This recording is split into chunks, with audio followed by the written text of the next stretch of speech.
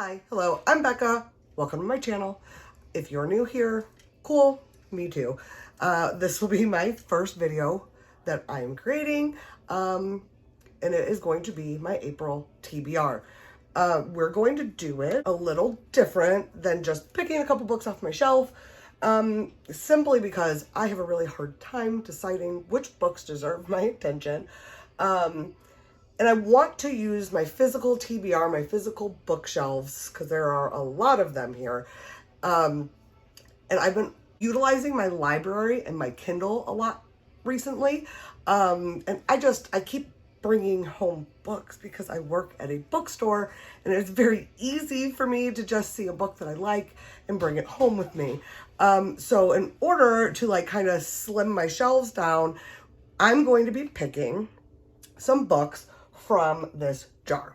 Now, the reason this is a little bit different compared to other TBR jars or blind picks is because inside this jar are itty bitty, teeny tiny little pieces of paper with 4-digit number on it. So like this one is 1067. Now what this is in a book ID. Every one of my books, read, unread, physical TBR, my books, my husband's books, they have a book ID, which corresponds in a database that I built to the title, the information, the author, what I would give it score-wise. It corresponds inside that database.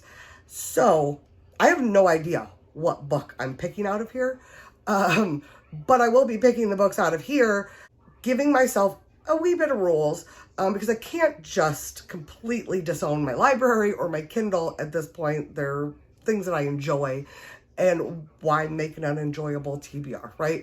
So the plan is I will be picking 3 physical books off of my shelves out of this jar, allowing myself 1 library book along with those 3.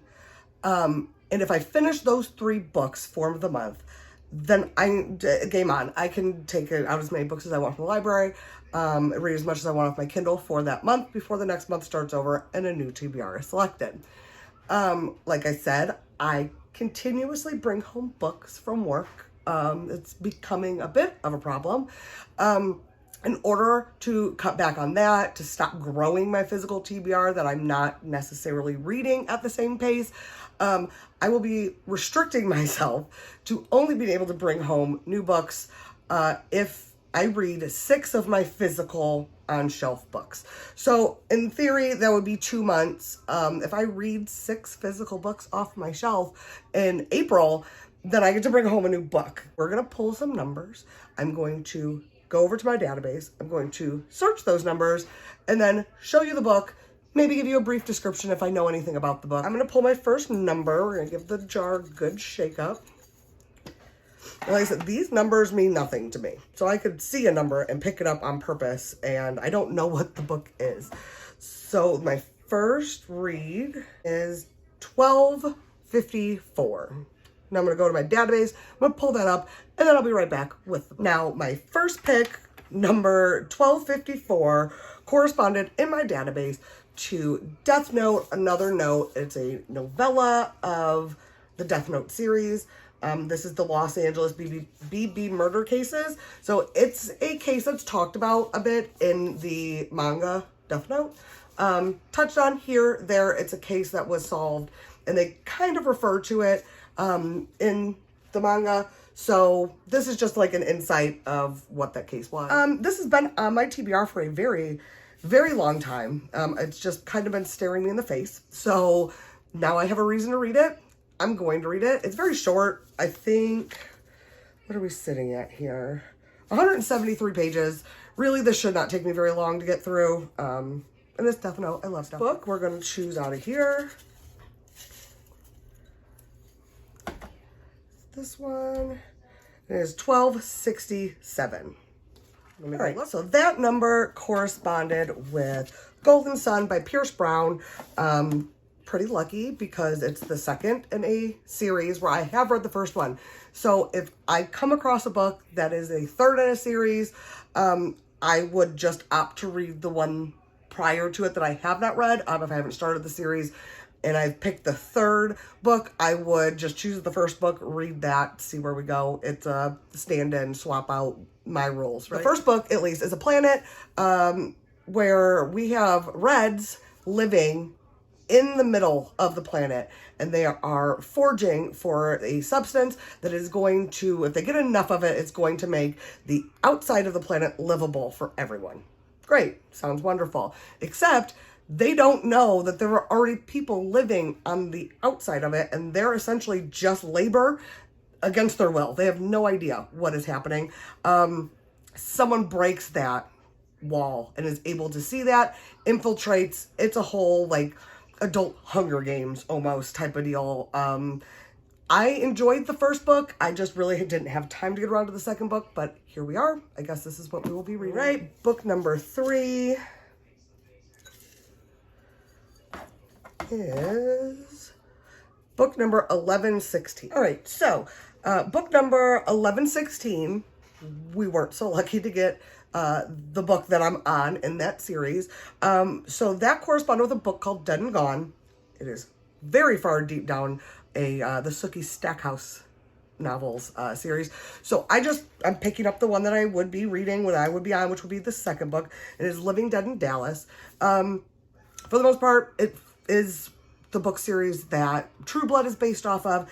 It entails Sookie Stackhouse, Bill Compton. They are living in a world that doesn't accept them, right? Sookie has the ability to read minds, and she considers it an illness. Bill is a vampire, where vampires are known to walk amongst us. They're just not accepted necessarily by all. So a little drama there. There's a romance that flares up. I love a good romance. I haven't read a Sookie Stackhouse novel in years. The first one was several years ago, and it was what it was, right? I really enjoyed the show. I understand that these books are some people's favorite books. I like them, so I will continue on reading. I'll read the second one. That'll be great. Now, for the library book that I'm allowing myself this month, I've already picked up. I will be finishing by the end of March, Ninth House. So it is a reread. I'm reading it because Hellbent recently came out, and I just kind of want to see what Leigh Bardugo has done with that world. The setup in Ninth House was very slow, but amazing. I really enjoy it. What we'll be doing is reading Hellbent, and I believe I should be able to knock that one out, no problem whatsoever. So, yeah, that's about it for now. I might possibly come up with a reading blog or something of the sort to let you guys know how this is going. I am not forcing myself to read through any of these books. I have done that to myself several times, put myself in a reading slump. Not a big fan. Don't love that for me. So if I choose to DNF, then I will be DNFing. But if I'm DNFing because I'm just not getting along with the writing style, if I'm not getting along with the plot, if I just don't feel it, I will be putting it into a DNF donate pile. If it's just not the right time for me to be reading it, might give it a second go. That'll go in my second chance pile. But I have no problem donating books. I have no problem clearing my shelves off. It's just a daunting task when looked at. So I'm going to be using this to help me get rid of some books. If I read a book, finish it, loved it, but have no reason for it to sit on my shelf, it will be getting donated. It will be getting sent out. And that could also be a video that we do where I give you my unhaul monthly, what I'm unhauling, what I'm taking to my local bookstore to donate for resale. So that is that.